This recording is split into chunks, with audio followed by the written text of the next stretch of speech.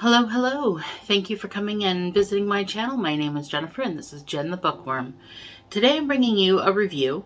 I haven't done a review in a long time, but one of the things I found to be most fun in 2022 was in September when Stephen King's book Fairy Tale came out, and I got to read it with everyone else and review it alongside everyone else. And so I haven't been on BookTube for a little while, but I'm sure a lot of reviews have come out about this book so far, and I want to add mine to the pile.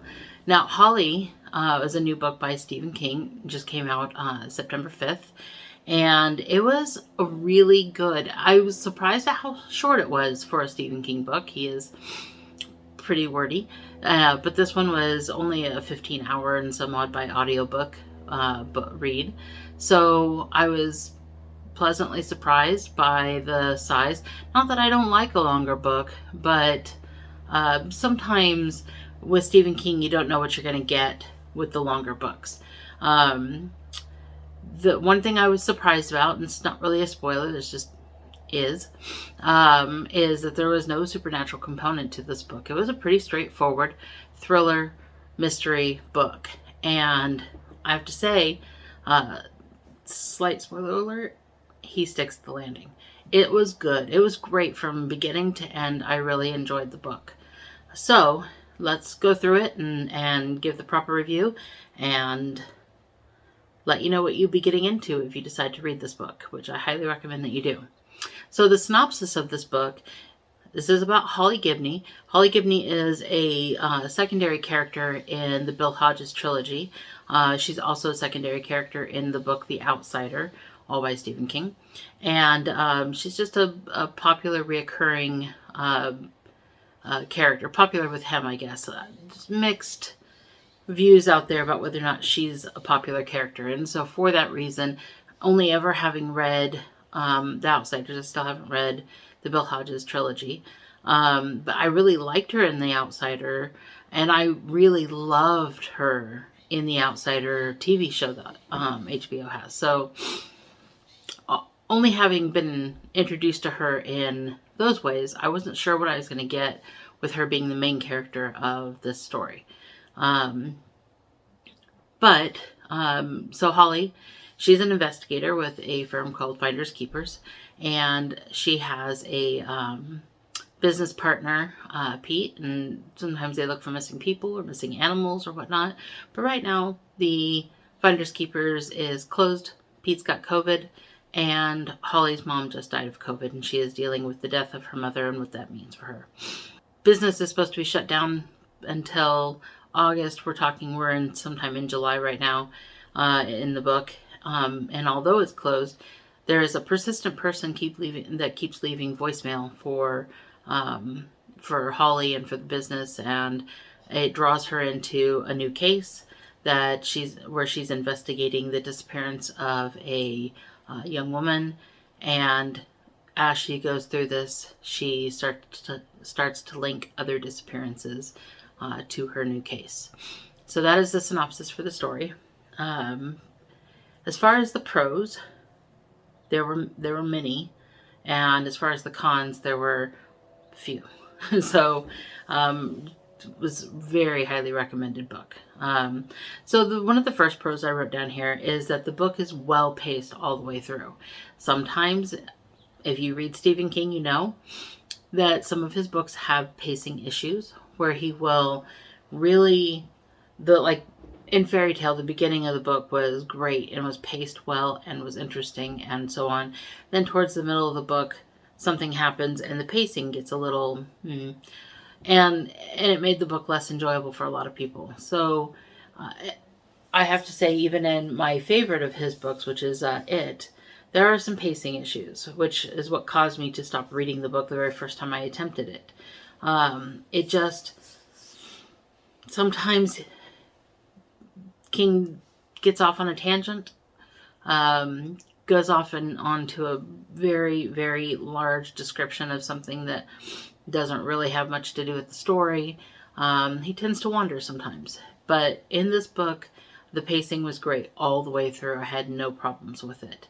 As a matter of fact, it was I would have to say this was a very fast-paced book for a Stephen King book. There wasn't any part that I can think of that dragged for me. And every scene felt like it was pushing the story forward. So, which is, ideal. That's what you want. So, I really enjoyed that. The pacing was great. I kept waiting for the supernatural element of the book, and there wasn't one. But I really enjoyed the straightforward thriller mystery, and even though there wasn't a supernatural part, the content of the story there was still a chilling factor. So I really enjoyed this. I don't know, maybe if he would have started out as just a mystery thriller writer with no supernatural elements into it, maybe he would have just been one of many. But this is right now where I feel like he shines in this element. I mean, don't get me wrong, I really like his supernatural stuff too, but this was really something I thought was really great. I really like the character of Holly. I know that not a lot of people do. She tries not to curse. It's kind of interesting. She tries not to curse, so she'll say fracking instead of the F word. But then later on she'll say the F word. I'm sure that that's somewhat because she has a mother who curses a lot and she's trying not to be like her mother, but it slips through, especially because she's in a world surrounded by people who don't use the word fracking, or adults who don't often use the word poopy or whatever. And they'll just say shitty or whatever. They'll say it. And so I'm wondering how much of that is meant to portray her mom and the outside world kind of seeping in. Her mom was very present in her mind through most of this book because of her recent death. So maybe it was some influence seeping through. But a lot of people kind of have a problem with that. In Brandon Sanderson books, they don't like when he makes up swear words or whatever. I don't mind that. This is not a problem for me. So I really liked that. I really liked her. I really liked her as the main character. I really like being in her POV. So those were the pros that I came up with for this book. As far as the cons, they're sort of silly. The first one is really silly, actually. It's, as an ex-smoker, Holly picks up her smoking habit again, and it is so prevalent in her character. It is so much a part of what she's doing. He did a really good job of portraying what it's like to be a smoker, to think about, I need to smoke before and after every event. If you need to do something, first have a cigarette, and then after you've accomplished that thing, have a cigarette. And oh man, there almost feels like there needs to be trigger warnings for ex-smokers, because I haven't been craving cigarettes in a long, long time. I quit smoking when I found out I was pregnant with my daughter, and I never resumed. So it's about 12 years ago or something like that.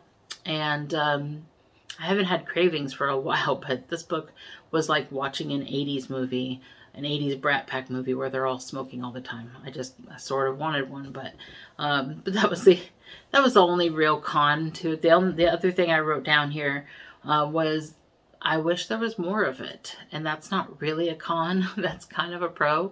But I sort of, when we were getting to the end, I wished that it just moved on to the next case and that we just kept going. It was really good. And he stuck the landing. So I know that's not a thing that is always said about a Stephen King book. And here I am about to say it in the cons section of my video, which it's not a con. It was really good. He stuck the landing. He did give a full, complete story, beginning, middle, end. It ended well. It ended conclusively. It was really good. It was really well done. So, but I just kind of wish there was more. 15 hours is a small book for Stephen King. Usually his books are in the 24 hour or so range, and then they trend up from there, not really down. So this was a smaller offering, but maybe it's a smaller offering that we need if we're going to get a full, concise, stick the landing book. It was very good. So, bogus cons. I really didn't have anything bad to say about the book. So my rating, well, I had nothing bad to say about the book. I gave it a 5 out of 5. And I know that some people who are confused about my rating system, but it doesn't mean that this is the best book I've ever read in the whole world. But it means that I really enjoyed every second of reading it. When I wasn't reading it, I wanted to be reading it. I had a great time with this book. I wanted more of it. I was pleased. So that's kind of where I get my rating from. I also gave the narration a 5 out of 5. It was narrated by Justine Loubet, and she was very good. She was a very good Holly. She did a very good job. Really enjoyed it. At the end of the book, if you get the audiobook version, there's a note by Stephen King on there. It sort of talks a little bit about how the continuity of where this story is with some of the other stories. I guess she's also a character in a short story of his, and talks a little bit about adding COVID to his story, which is interesting because this is, I've read 2 books this month, this being the second one, and both of them were contemporary enough to start talking about things like COVID. And since right now I'm not reading a lot of fantasy, it's interesting to see how it's worked into the story. It's interesting to see the multiple points of views and stuff like that. And so anyway, it was kind of interesting to see that in there. So that's my review. I highly recommend this book, 5 out of 5. Go out there and get it. You won't be disappointed, especially if you like mysteries or thrillers. I think you'll really like this book. So I have some questions for you, the audience. Is there another Stephen King book besides the Bill Hodges trilogy that is a straightforward mystery thriller or a straightforward book? It can have supernatural in it, but it doesn't have to.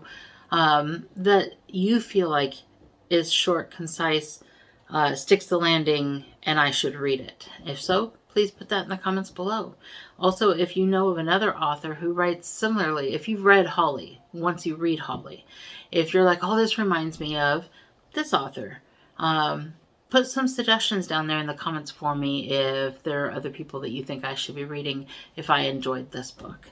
And if you've read this book and you've enjoyed this book, I would love to hear from you. I'd love to hear how you felt about it, or if you had some contention with it. I'd love to hear what that is, because I mean, maybe recency bias is playing a part here, but since I just finished it today, but I really enjoyed it and have nothing but good things to say about it. But if you disagree, I'd love to hear why, and we could talk about it. So put that in the comment section.